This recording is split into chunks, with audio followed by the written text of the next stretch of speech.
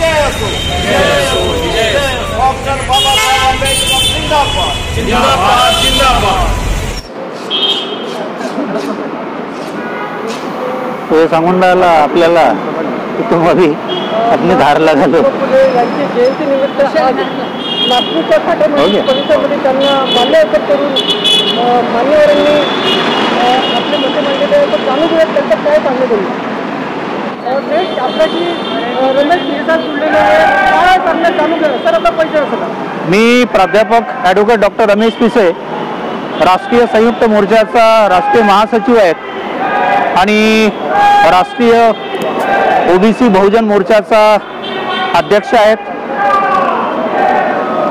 आज राष्ट्रपिता महात्मा फुले यांची 198वी जयंती, या जयंतीच्या निमित्ताने संपूर्ण भारतातल्या बहुजन लोकांच्या मार्फत राष्ट्रपिता महात्मा फुलेंना आम्ही विनम्र अभिवादन करतोय।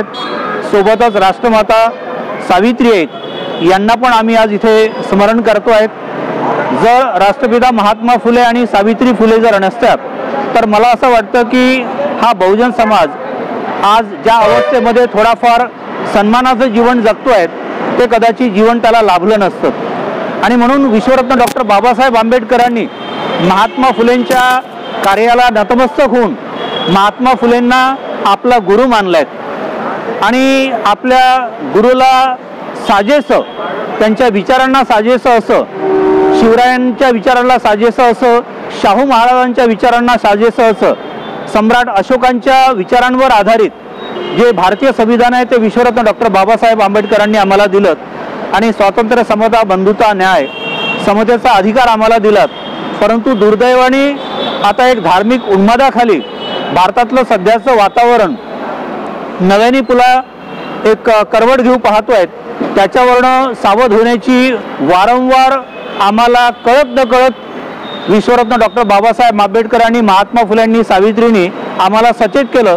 परंतु आमचा ओबीसी आणि बहुजन समाज हा केवळ त्याच्याकडे दुर्लक्ष करत राहिला आणि परिणिती अशी झाली की ज्या महापुरुषांनी आम्हाला शिवरायांचा खरा इतिहास सांगितला तोच इतिहास थोडासा बदलून किंवा तरोडमरोड करून खोटा इतिहास सांगण्याचा प्रयत्न, एक विषारी प्रवृत्ती RSSच्या माध्यमातून या पूर्ण भारतामध्ये करतायत। मग शिवरायांची समाधी ही महात्मा फुलेंनी नव्हे तर टिळकांनी शोधून काढली इथपर्यंत सांगण्याची यांची मजल जर जात असेल तर मला असं वाटतं की ते जेवढे शातीर आहेत तेवढेच आम्ही कदाचित बेसावध आहोत।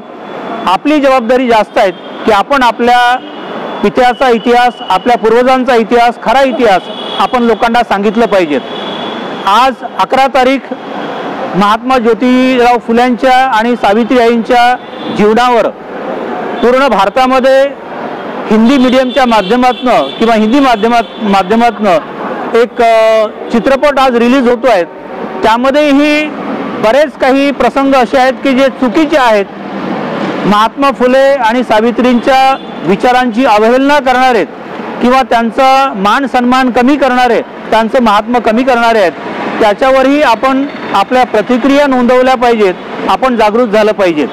दुश्मन ताकदवर आहेत परंतु आपण सावध राहिलं पाहिजे आणि तरच आपल्याला खऱ्या अर्थाने या संविधानाला आणि ज्या संविधानाच्या विचारांची बूज महात्मा ज्योतिबा फुलेंनी रचली आहेत त्याला आपल्याला अबाधित ठेवता येईल। पुन्हा आपल्या सगळ्यांच्या वतीने राष्ट्रपिता महात्मा फुलेंना आणि सावित्री आईला आपण इथे नतमस्तक होतोय।